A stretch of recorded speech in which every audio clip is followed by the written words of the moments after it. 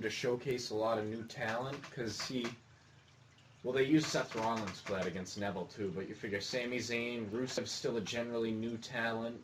I think that Zayn match probably would have been even better if he hadn't dislocated his shoulder before the match started. What do you think of his little dive there in between the first and second ropes and the turnbuckle? That's nasty, right?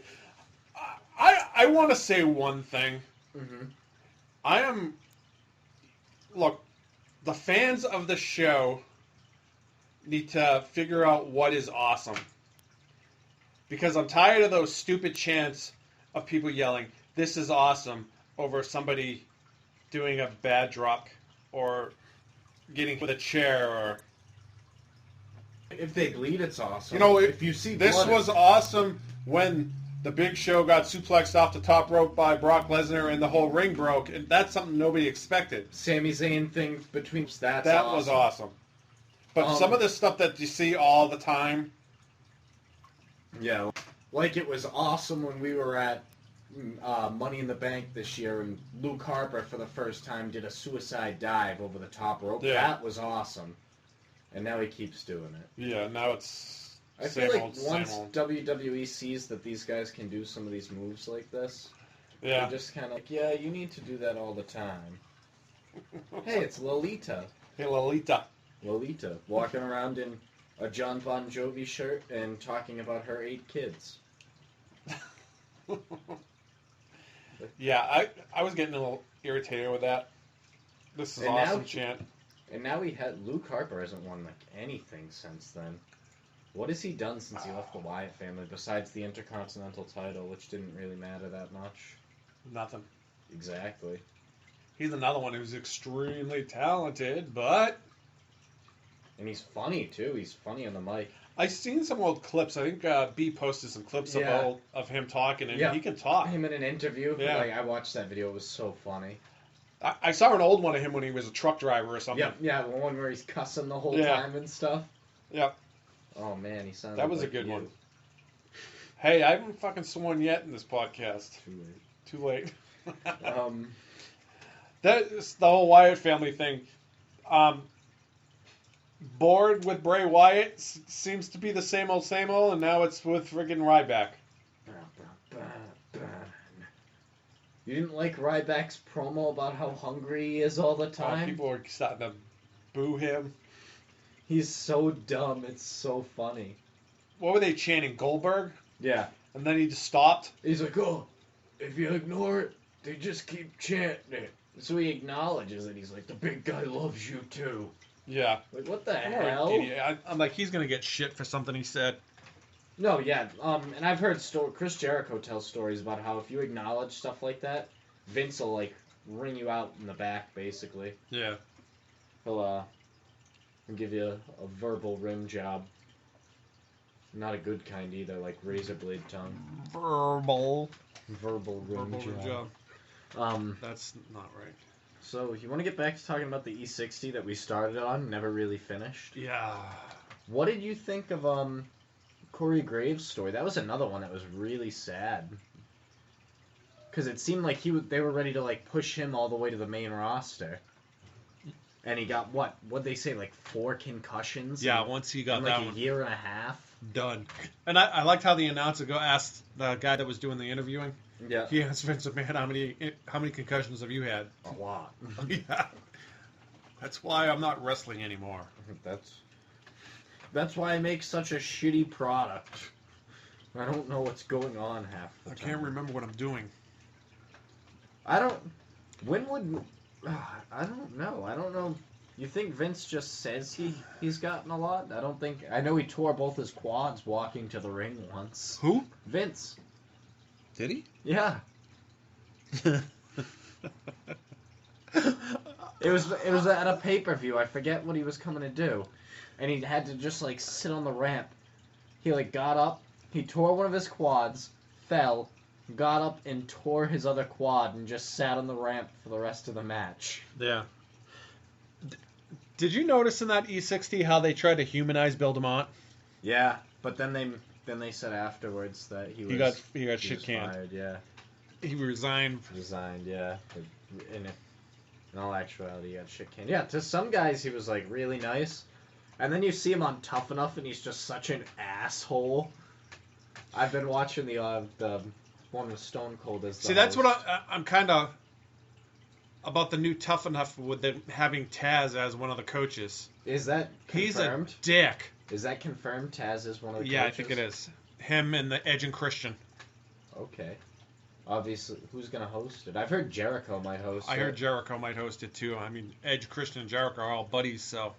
It would make sense if he hosted it too, just But because he's doing all the podcast I think that's a stuff. mistake. Having Taz, especially after you just get rid of a guy like Bill DeMont, who was a dick, and Taz, you've seen him on other Tough Enoughs. He was a wicked dick. he made Bill DeMont look tame. Bitter.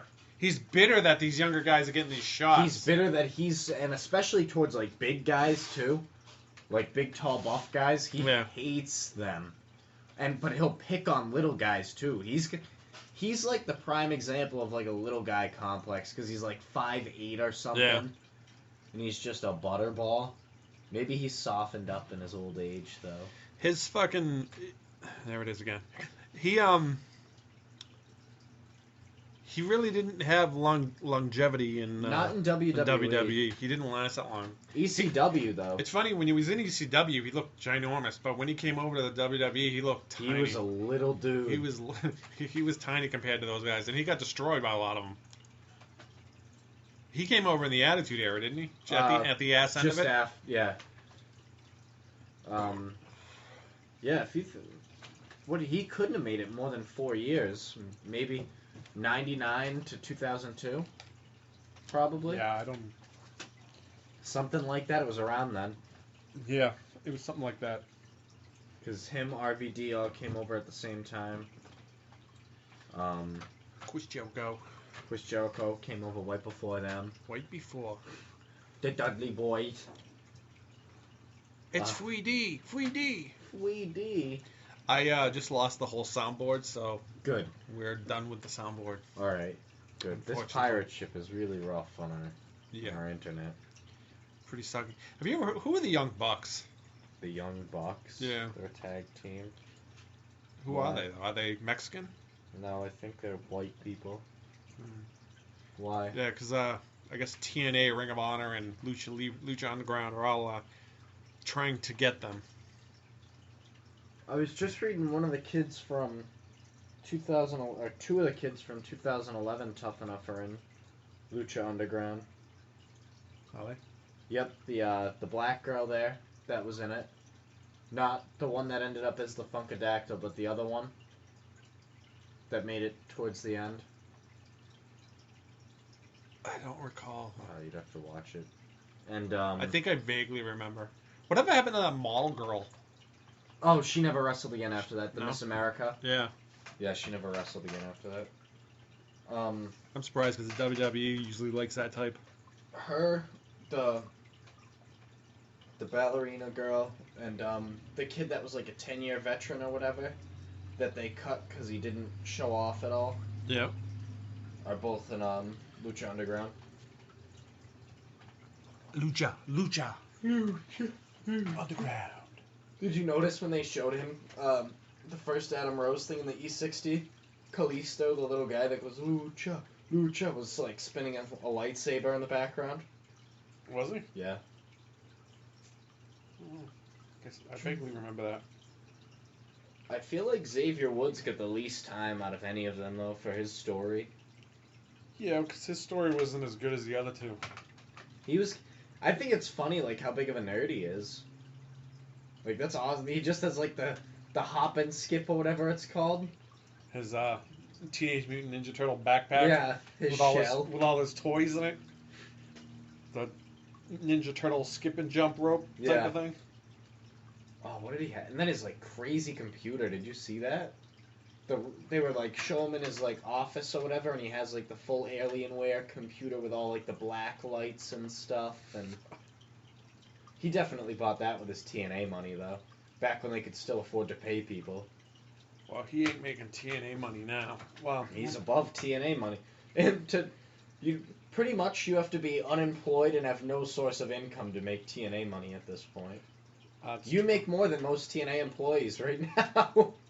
supposedly not this TNA, but the following TNA is when Billy Corgan's going to start writing. Really? Or he's starting to write now. I think the next TNA is going to be the last pre-recorded. And then they're going to start going live. And then they're going to start going live, and it's going to be... Corgan's going to start writing and developing characters and stuff like that. Look, if Billy Corgan listens to this, he can give us a call. We can give you some ideas for characters. Because the ones you have right now are pretty lame. Yeah, they are. They're bad. They're very... I'm sorry, I have a check sitting for me at work, so 2 checks, actually. 2 check? You mean you do work besides this? Yeah, unfortunately. I wish I didn't.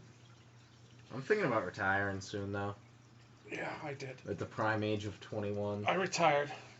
Yeah, you did. Now I'm doing like 50 things at once here. You're podcasting. Still making no money doing it. You're an American I picker. just got a dirty look from Rosita. Rosita, her name changes now. I thought it was Lolita. Oh, Lolita, whatever. You don't even know the Help's name. I Come get on. confused about the Help. Come on. You're better than that. I like the deleted scenes, though. They talked about the guy that teams with Enzo, the big dude he teams with, Big Cass. So there's Enzo, the little short dude that yells and stuff, that I like. Okay. He has the crazy hairdo on NXT. He has like the leopard spots shaved into his head. Do I have to show him to you? You're like over my head. My board's completely froze up. I'm gonna show him to you. This is One second. Got your back, Jack. Bitches be crazy. Thank you. This guy. Enzo. Oh, yeah. Yeah, I know who you're talking His about. tag team partner there, the big 7-foot dude. Yep. I saw his deleted scene clip, and he was saying how in college he was a pre-med student at New York University, which is like one of the best schools in the country. And he also played basketball there on a full scholarship. Yeah. And I guess he was like, so I was studying one day, and I was studying to be for one of his licensing tests to be a doctor. Yep. And he goes, can't do this. This isn't for me. And he pretty much decided right there he was gonna leave school after that. Ooh, you're showing me all your gets. This Spawn. Sperm. He left school and pretty much just went to a wrestling school and started training right then. Star Trek. You might as well just talk about what your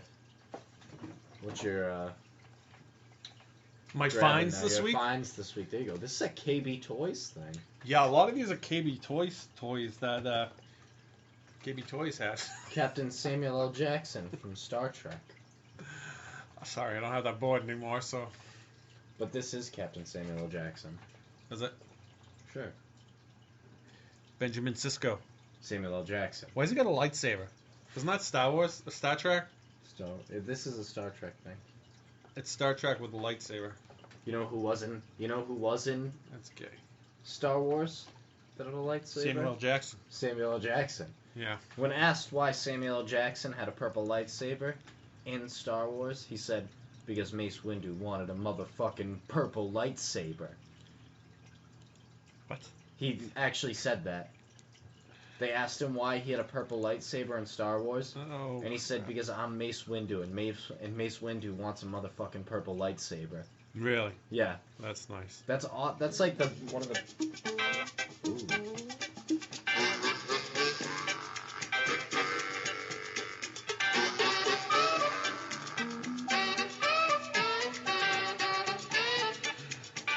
Dr. Sheldon Cooper for the win. Thank you for your late 80s, early 90s sitcom music. No, that's theme music for the newest wrestlers. Sanford and Son. Sanford and Son, they're a tag team. No, it's an old black guy with a Puerto Rican son. It's manager. It's The old guy's the manager. It's Farouk and some Puerto Rican guy. I don't know any Savio Vega. Flower, too sweet to be sour. I'm funky like a monkey. Sky's the limit and space is the place. Yes. Speaking of Macho Man.